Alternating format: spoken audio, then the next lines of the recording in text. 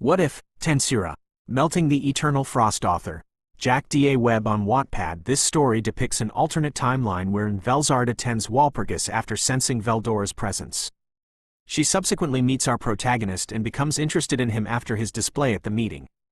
After thinking for a bit, she decides to move to Tempest and becomes a close ally of Rimuru. Rimuru and Velzard will sometimes be out of character, OOC, as it is unavoidable for this premise. Rimuru, our protagonist, will be more rational and have an actual spine. Velzard, she will not be as cold and ruthless as her canon counterpart. Since Velzard is missing significant characterization in the early parts of the series, the author decided to write his own interpretation of her personality based on the original light novel. I recommend at least having seen the second season of the anime, since the story picks up from that point. This fanfiction will follow the main story beats from the original light novel, though some arcs will be glossed over if there are very few changes to the canon events. Chapter 31. Detached from the world, Rimuru's paw. Velzard and I gazed into each other's eyes, almost staring into each other's souls. The moment felt brief yet stretched into eternity, filled with unspoken words and shared emotions. I could still feel the lingering sensation on my lips and the warmth radiating from my cheeks. She was no different, and her blush was a testament to our newfound intimacy. I was caught completely by surprise. I had a sense that she might reciprocate my feelings, but even if she didn't, I had prepared myself for that outcome. But this was entirely outside my expectations. Yet, I couldn't deny how much I cherished it. Tilda, looks like you beat me to it, Rimu-kun, Velzard said, her tone slightly teasing despite the rosy hue still adorning her cheeks. Hearing her attempt to hide her embarrassment made me chuckle softly. It was only a matter of time, you know, I replied, feeling my flustered expression gradually return to normal. Her eyes widened slightly at my response, a sparkle of surprise dancing within them before she broke into a soft giggle. The lightness in her tone warmed my heart, and I couldn't help but find her extremely cute. In all honesty, I'm still surprised by what I did. I didn't know I had it in me, she joked, her expression brightening. I chuckled, the sound feeling natural and easy between us now. I was prepared for all sorts of responses, but that certainly wasn't one of them, I teased back, enjoying the playful banter that followed. As we shared a light laugh, the tension from earlier seemed to melt away, replaced by a gentle warmth that enveloped us. The atmosphere between us felt light-hearted and serene, like a calm after the storm. We were slowly returning to our usual selves, yet there was an undeniable openness that hadn't existed before. It was like a barrier had fallen, leaving us more connected than ever. I gently held her hand, and without words, we both gazed upon the breathtaking scenery before us. The soft howl of the wind wrapped around us like a comforting embrace, creating a serene, almost magical atmosphere. As I looked at Tempest shimmering in the distance, I was struck by a profound sense of awe. It was hard to believe how far we had come and how far we had built this place together. Once a tiny goblin village, practically invisible on any map, it had transformed into a sprawling city bustling with life, filled with diverse races living in harmony. The sight of the city, with its twinkling lights and vibrant energy, stirred something deep within me. Each building and street represented countless struggles and victories we had faced along the way. Although I knew challenges still lay ahead, I couldn't help but feel an overwhelming sense of hope for the future. Especially now, with the prospect of our nation having a future queen. Well, I wasn't sure if I should break this news to my executives just yet. In fairness, I was certain most of Tempest had noticed our peculiar dynamic. We hadn't exactly done a good job of hiding it. For now, though, I decided to keep it low-key. I took a deep breath, admiring the stunning scenery one last time before standing up. Velzard quickly averted her gaze from the view to me, her eyes brimming with anticipation. Gently, I helped her up, careful not to pull her hand too aggressively. Once we were both on our feet, a warm smile spread across her face. I suppose we should get going now, she said softly, her gentle blue eyes illuminating my view like the moonlight we had just left behind. I nodded happily. I'm sure we'll be quite busy tomorrow, I replied, mirroring her tone. She stepped beside me and interlocked our fingers once more. With one final nod, we warped away from the cliffside, arriving at the entrance to our humble home. Even after the expedition finished, I had been swamped with the relocation of the Dark Elves and assessing the damage Amrita had sustained. While the fighting was long over, the real headache lay in dealing with the aftermath. It had been so long since I was last home. Over 2 weeks, in fact. But now, I felt a wave of relief wash over me at being back. As we stepped through the entrance, we were immediately greeted by the warm glow of the lanterns hanging from the eaves, their light casting a cozy, inviting ambiance.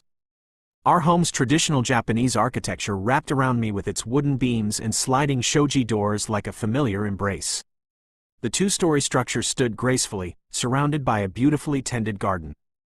There were stone pathways that wound through the lush greenery, leading to a koi pond that reflected the night sky. The air was filled with the sweet scent of flowers, blending seamlessly with the earthy aroma of damp soil. I paused momentarily, taking in the warmth of the lanterns, the comforting sight of our home, and the tranquil beauty of the garden. As we walked towards the door, a funny thought entered my mind. When one hears the term, demon lord, they typically envision a menacing lair with towering spires cloaked in darkness, surrounded by flames and ominous shadows. But what lay in front of us was far from that intimidating image. This was my home, and not just mine, but Velzard's as well. A demon lord and a true dragon cohabiting in such a quaint yet cozy space felt almost surreal. The charming wooden beams, sliding shoji doors, and peaceful garden starkly contrasted the fearsome reputation we both carried. It was amusing to think about, really. Here we were, in a place that felt more like a sanctuary than a stronghold, surrounded by the beauty of nature and the warmth of lantern light. I chuckled softly to myself, reveling in the absurdity of it all. The moment we entered the house, we headed straight for the stairs. Though I wanted to take a moment to appreciate the beauty of our home's interior, my mental exhaustion pushed me forward. Still, I couldn't help but notice how clean everything was despite our 2-week-long absence. I'd have to thank the goblinas for that. We soon reached the entrance to our room, and as I opened the door, a familiar scent enveloped me like a warm embrace. Instantly, a wave of relief washed over me, and I could see the same feeling reflected in Velzard's eyes as they lit up with joy upon stepping back into her comfort zone. "I missed this room," Velzard said, her tone bubbling with cheer. "Same here. 2 weeks certainly felt like a long time," I replied, and her soft giggle echoed my sentiment. "It's good that we're back, then." I nodded happily in agreement. In a flurry of movement, we quickly changed into our sleeping attire. The convenience of magic was truly a blessing. What would normally take half a minute was completed in less time than it took to blink. The only downside was the intense light that enveloped us briefly as we transformed our outfits. Velzard emerged wearing an oversized shirt the same shade as my slime form paired with black high-waisted shorts. Her hair, no longer tied into twin tails, cascaded down her shoulders, and her yellow headband was absent. She almost looked like a different person, but she was still as beautiful as ever. As for me, I slipped into light blue pajamas speckled with snowflakes. They were simple, but I liked their comfort. The moment we settled into our room, the exhaustion from our travels began to melt away, replaced by a warm sense of belonging. I turned off the lights and walked to the bed, the familiar creak of the mattress greeting me as I sat down. A wave of warmth washed over me. While the beds we stayed at in Milam's domain and JackDaWeb were fine, nothing compared to the comfort of your own bed. Velzard joined me as we simultaneously lay down on our backs, comfort enveloping us like a soft blanket. We instinctively shifted into our usual spots, with mine on the open side of the bed and Velzard's against the wall. As soon as we turned on our sides, our eyes locked onto each other. The gentle glow from her eyes contrasted beautifully with the room's darkness, and a warm smile graced her lips, an energy that playfully defied her cold essence. Feeling my face heat up slightly, I reached out to cup her cheek, my fingers brushing against her soft skin. She didn't flinch. Instead, a faint blush crept onto her face, deepening her beauty. I leaned in closer, our lips now just inches apart. She remained silent, closing her eyes in anticipation. Emboldened, I followed suit, closing my eyes as I bridged the gap between us. The moment our lips met, a spark ignited. It was a sensation both electrifying and soothing, enveloping us in warmth. It was as if time stood still, and I wanted this feeling to last forever. After a few heartbeats, I slowly pulled away, opening my eyes to meet Velzard's gaze. Her cheeks were flushed, though not as deep as during our first kiss, and her expression reflected a mixture of surprise and delight. Foo tilde this will take some getting used to, she joked, breaking the silence. I chuckled softly, fully agreeing with her sentiment. Yeah, it will. Good night, Velz, I said, finally dropping the honorifics. Velzard's eyes sparkled with understanding, and despite still being flustered, a beaming smile spread across her face. Good night, Rimu. I love you, she replied, her voice tender and genuine. I was slightly taken aback, but I quickly recomposed myself. My cheeks widened as I couldn't help but smile at her words. I love you too, I answered back, unable to contain my smile. Velzard's eyes fluttered closed, her breathing slowing as she drifted asleep, a gentle smile still brightening her face. I stayed beside her, letting myself enjoy the warmth and the sense of calm filling the room, a stark contrast to the intensity of the last few days. But as I lay back, facing the ceiling, my mind inevitably returned to the challenges waiting for us. In 5 days, I'd come face to face with the Western Council. Just thinking of it brought a mix of anticipation and wariness, and my thoughts began to spiral with the possibilities of what could happen there. There was a real chance that a trap might await me, though perhaps not in the traditional sense. It could be more subtle, something staged, designed to make me look responsible for whatever chaos ensued. And while I've gotten better at dealing with unexpected blows, public perception can turn quickly. They'd likely pin any incident on me without a second thought, especially as a convenient scapegoat. And then there's the matter of the council representatives themselves. I wondered about their true motives, whether they'd extend fair terms or if they'd try to take advantage, exploiting our status as a new nation. I could almost hear their backhanded compliments or sly insinuations praising Tempest's strength while telling us to prove our place by meeting some arbitrary demands. It wouldn't be surprising if certain nations sought to corner us, using the Council's power to extract something for their own benefit. If they try that, I won't hesitate to stand my ground or even walk away. But I know that refusing recognition in the West could bring its own challenges. Going up against so many potential adversaries isn't exactly appealing. True, Tempest has strong alliances in place, but I can't rely on them to shoulder the weight of our decisions. Nations tend to act in their own interests, after all, and alliances can only stretch so far before they become thin. Sigh. Politics, not exactly my favorite challenge. Since coming here, it's felt more like a necessary evil. But here we are. I took a deep breath, hoping to ease some of the weight pressing down on my mind. When I exhaled, my eyes drifted to Velzard, peacefully asleep beside me. She looked so calm, completely untouched by the anxiety twisting through my head. And it made sense, really. Unlike me, she wasn't bound by the constraints of diplomacy or political tensions. In a world where might makes right and survival is often dictated by raw strength, the power struggles of nations simply didn't mean anything to her. She stood far beyond it, at the precipice of this world's hierarchy. That level of unshakable calm both amazed and terrified me. It's a serenity I can't quite grasp despite my current power, a confidence born of knowing that no force would dare to push you. Nations rise and fall, alliances form and break, yet to her, it all seemed as inconsequential as watching waves lap against the shore. And maybe, in her company, I could afford to let some of that carefreeness wash over me. Adopting her view, even momentarily, felt like unburdening myself from these constant concerns. Little by little, the tangled thoughts began to slip away, like sand slipping through my fingers. My eyes fluttered shut, and my breaths grew slower. With her serenity as a guide, my mind grew quiet, and before I knew it, the weight of sleep settled in, steady and calm. Velzard's pav. I wasn't sure how much time had passed, but something strange stirred within me. It was as if a ripple coursed through my mind, and the familiar warmth of sleep gave way to a sharp, cold sensation. I opened my eyes and immediately knew something was amiss. Rimuru was no longer beside me, and I was no longer in our room. Instead, I stood in the middle of nowhere, surrounded by a vast expanse of frozen terrain. The place resembled the ice continent but somehow felt different. The Frost Palace was absent, and towering spires of jagged ice stood in its place, each rising tens of meters high and glistening in the sunlight like scattered fragments of a colossal mirror. Snow blanketed the ground, reaching halfway up my knees. I sank slightly with each step, the crunch of the icy powder echoing around me, heightening the sense of solitude. The oddest thing of all was the sky. Despite the fierce blizzard swirling around me, snowflakes carried by a relentless wind, the sky remained crystal clear.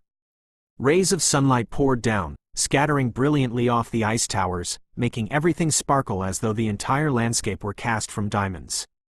Where am I? Is this a dream? We are currently inside a newly constructed subspace, Velzard Sama. Right on cue, Leviathan's smooth, synthetic voice echoed in my mind, cutting through the silence. It had been a while since I last heard it speak, and hearing it again, especially under these odd circumstances, left me pleasantly surprised. I couldn't help but wonder what it had been up to during its long silence. Tilda? Is that what you've been working on all these weeks? The idea that Leviathan had spent all this time building something like this was nothing short of amusing. The normally silent presence within me had clearly taken on an unexpected project. During your time spent assimilated with Rimuru's sword, I took the liberty of analyzing the imaginary space he created to contain the arena in your battle with Milam. Oh, so that's what Leviathan had been doing. Fascinated, I let my gaze wander around, taking in the expanse of this icy subspace. A skill as intricate as the imaginary space was certainly no easy feat to replicate. And how did your analysis turn out? While I could not fully recreate the imaginary space, due to its infinite size, I was able to create a subspace with similar characteristics. The primary limitation is storage capacity, which, while substantial, is not infinite. I smirked, feeling a surge of pride in Leviathan's accomplishment. The imaginary space is Chaos World, almost impossible to reproduce. But this space Leviathan crafted was impressive in its own right. Even from a cursory glance, I could sense the sheer vastness of its space. Tilda impressive work, Leviathan-san. Thank you, Velzard-sama.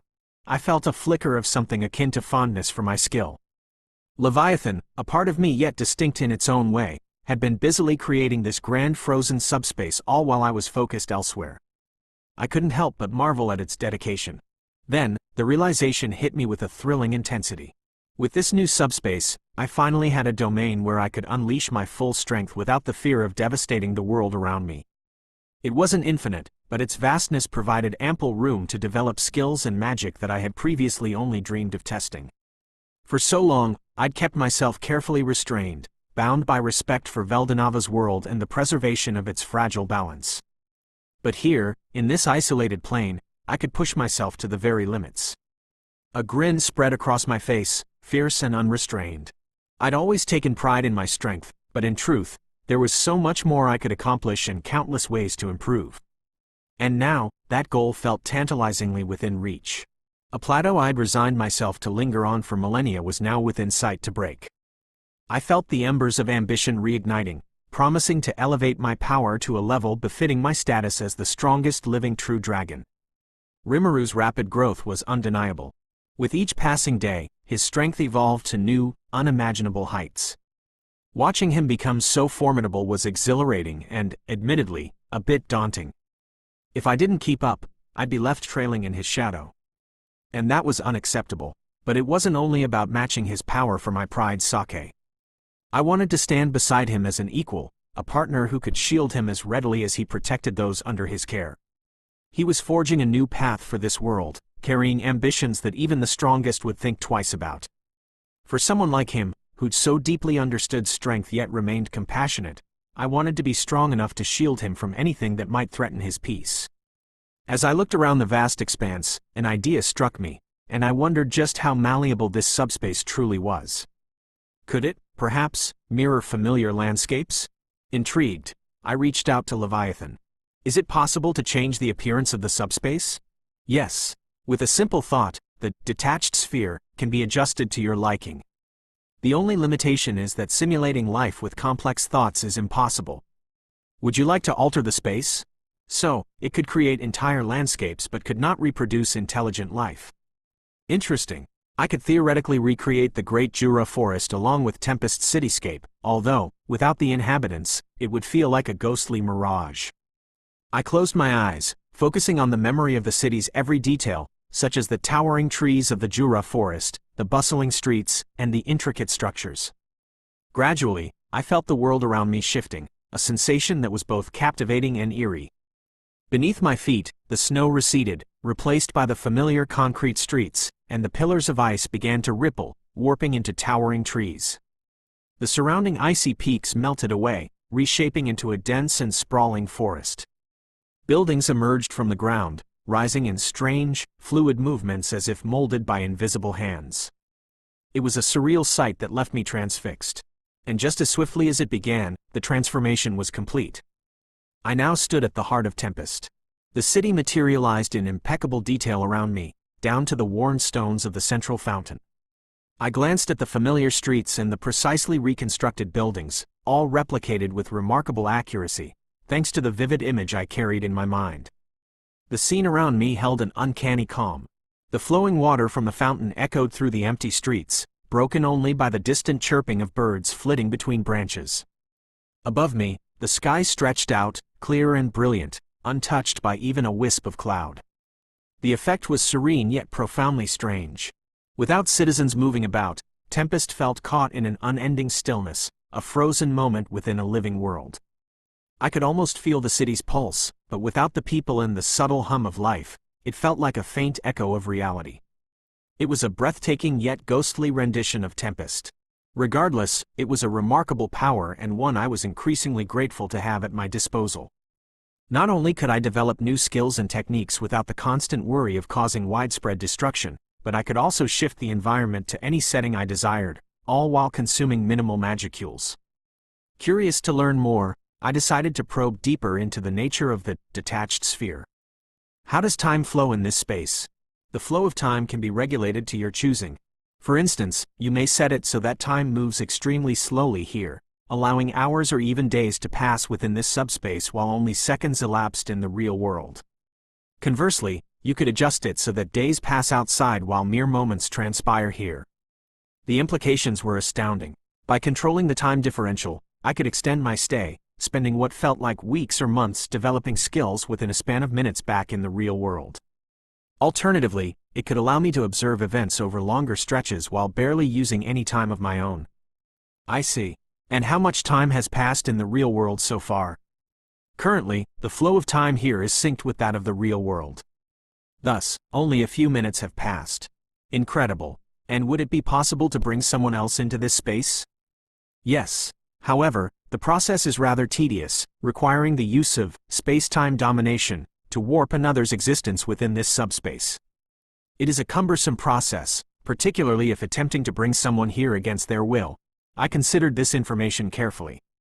While it was possible to bring others into the detached sphere, it was hardly practical for spontaneous or combat use. The process was clearly designed for something more deliberate. Yet, the possibilities for growth were enormous. The realization of just how flexible this ability was only fueled my excitement for what it could accomplish. I decided to test the time regulation, setting it so that a second here would equal 10 minutes in the real world. Not sensing an immediate change, I summoned a window to observe the outside from within the detached sphere. Instantly, a massive rectangular void opened in the sky, showing a view of the very room I slept in. The outside world looked almost surreal. It was as if it was caught in a strange, rapid dance. Rimuru lay in bed, but his breathing and even the tiniest movements seemed to zip by. His subtle shifts as he adjusted his position happened at a comically accelerated speed, like watching a puppet pulled by invisible strings. How cute! Seeing his relaxed form moving in such an unusual way was oddly endearing, albeit bizarre. Yet the strangeness didn't stop there. Within what felt like seconds, the entire room began to change, a subtle shift in light illuminating the space as morning broke over the horizon. It hadn't even been a full minute in this subspace, yet the morning sun had already started to rise in the outside world. After returning the flow of time to normal, the once sped-up view slowed to its usual rhythm, and the outside world was now steady once more. Observing from here, with the world's time unraveling so quickly before me, felt like witnessing a surreal mirage. It was a reminder of how truly otherworldly this new skill could be. While the allure of staying in this subspace was tempting, I decided my experiments could wait. There would be ample time for that later. Thank you for developing this space, Leviathan-san. It is my pleasure, Velzard-sama. After witnessing the incredible capabilities of the imaginary space, I simply had to recreate it so that you, too, could wield such power. Fufufu tilde you truly do embody your moniker. HMPH, did it just scoff? A playful, almost cheeky scoff, how amusing. I could feel a hint of confidence that mirrored my own. It truly earned its name of Lord of Envy, Leviathan. Simply observing the remarkable properties of another skill inspired it to create its own powerful variant. I was genuinely excited to see what it would come up with next. With a thought, the quiet city faded, and I found myself back in our room. The early morning sunlight filtered through the window, casting a warm glow over the darkened space. I took a slow, careful breath and rose quietly, glancing around to confirm my return to reality. Turning to Rimuru, still deeply asleep, I felt a warmth surge in my chest. His peaceful expression and the soft rise and fall of his breathing were captivating. Unable to resist, I gently parted his bangs, letting my fingers graze his silky hair. Leaning closer, I paused for a brief moment, taking in his serene face, then pressed a gentle kiss to his forehead. As I moved back, Rimuru's eyes gradually opened, their vibrant golden glow catching the morning light and almost outshining it. He blinked a few times, his adorably confused look making me smile. "Good morning, Rimu," I said softly, my voice barely above a whisper. His brief confusion melted away, replaced by a warm, familiar smile. "Good morning, Vels," he replied in the same gentle tone. I stepped back, giving him room to stretch as he rose, rubbing his eyes and stretching his arms with a satisfied sigh.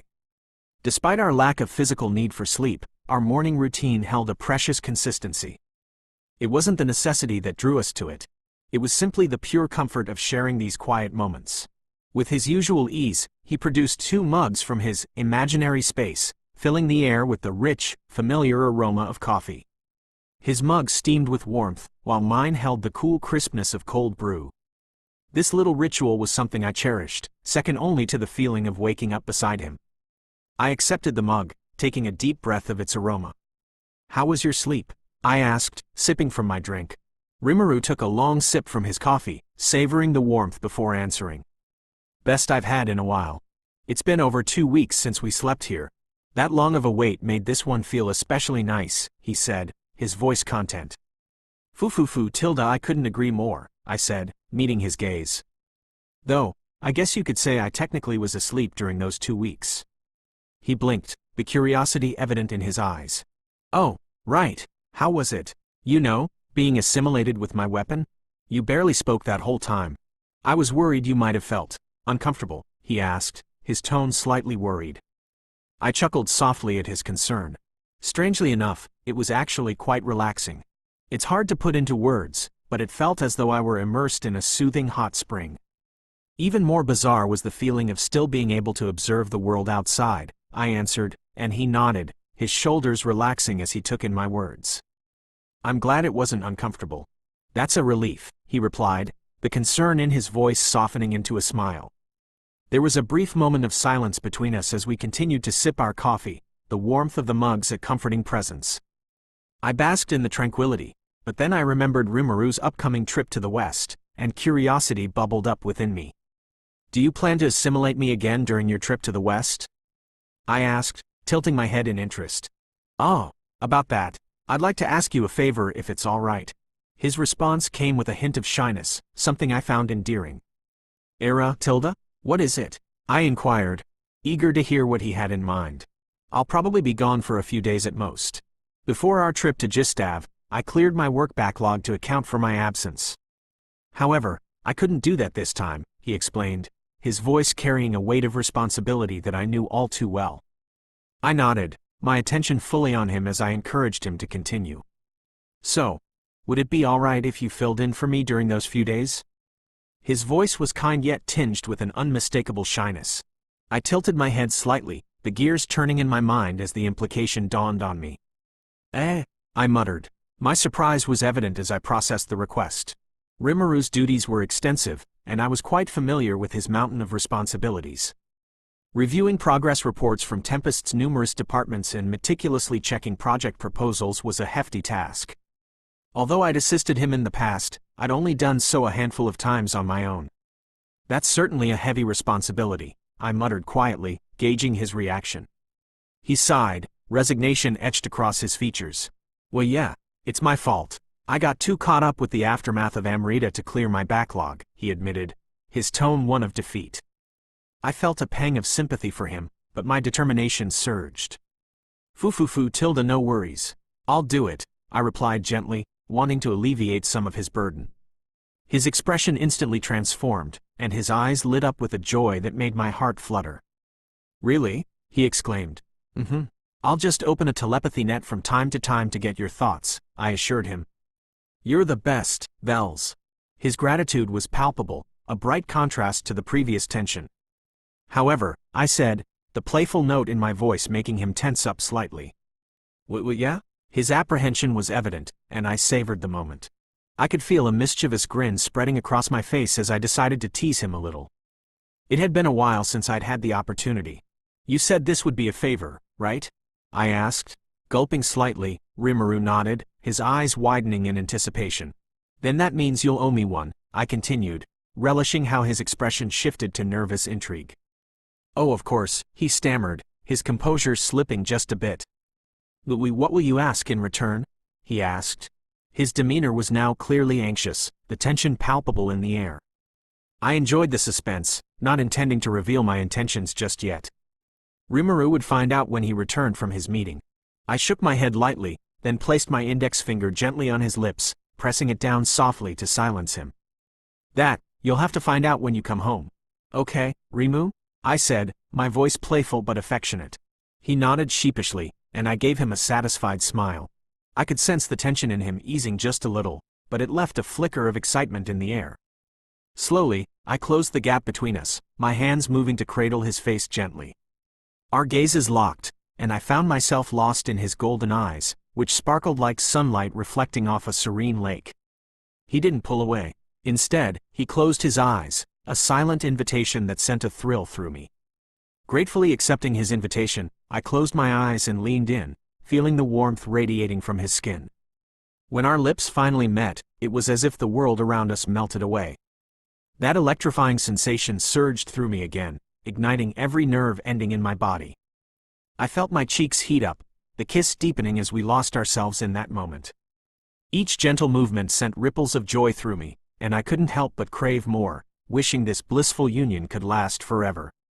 Time seemed to stand still, the outside world fading as our lips danced together in a rhythm. Eventually, I pulled away, reluctantly breaking the spell.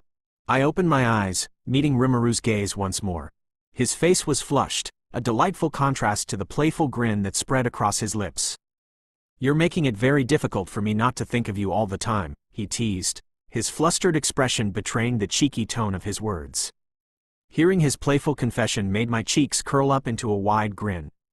The warmth of embarrassment was still lingering but now intertwined with delight. That's exactly what I want, I replied, my voice steady despite the fluttering in my chest, the confidence masking the blush. Rimuru chuckled, the sound infectious, his flustered expression slowly fading into playful confidence. Then you got what you wanted,